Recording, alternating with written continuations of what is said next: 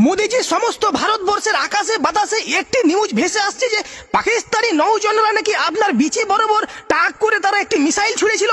তো সেই মিসাইলের হাত থেকে আপনি কিভাবে বেঁচে আসলেন এবং আপনি কোন ক্ষমতার বলে সেই মিসাইলের হাত থেকে নিজেকে রক্ষা করলেন সেটা একটু বলেন তো।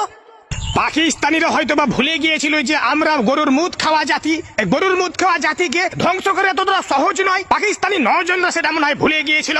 তো আমি তো মনে করেন যে সকালে দুপুরে রাত্রে 3 বেলা 1 গ্লাস করে আমি গরুর মুদ পান করি। আর গরুর মুদের পান করলে কি হয়, শরীরে মনে করেন আলাদা একটা এনার্জি আসে, ব্রেনে আলাদা একটা কার্যকর ক্ষমতা আসে। তো আমি যখন মুদতে বসেছিলাম তো পাকিস্তানি নৌজনরা আমার বিচি বরাবর যে মিসাইলটি ছুড়েছিল সে মিসাইলটি আমি আগে থেকে বুঝে নিয়েছিলাম যে আমার দিকে আসছে।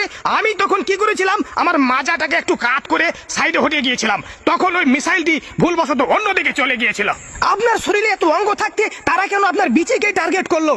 আমার বিচিকে টার্গেট করার অনেক বড় কারণ আছে। আমি যখন গরুর মুদ পান করি তখন আমার মস্তিষ্ক ঠিক থাকে না, আমার ব্রেন উল্টাপাল্টা হয়ে যায়। আমি তখন কি করি, ভারতের মুসলমানদের উপরে একটু নির্যাতন চালাই, আমি কাশ্মীরের মুসলমান গেলাকে একটু এই মারাপিটা করি। আর এটাই কিন্তু পাকিস্তানিদের সহ্য হয় না, তাদেরকে জলে আমি যখন মুসলমান গেলাকে মারি তাদের জলে। আর এই কারণেই তারা কিছুদিন থেকে আমার বিচি বরাবর তারা মিসাইল ছোড়ার জন্য মেলে রকমের পদ্ধতি অবলম্বন করছে।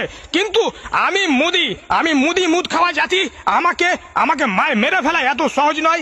মোদিজি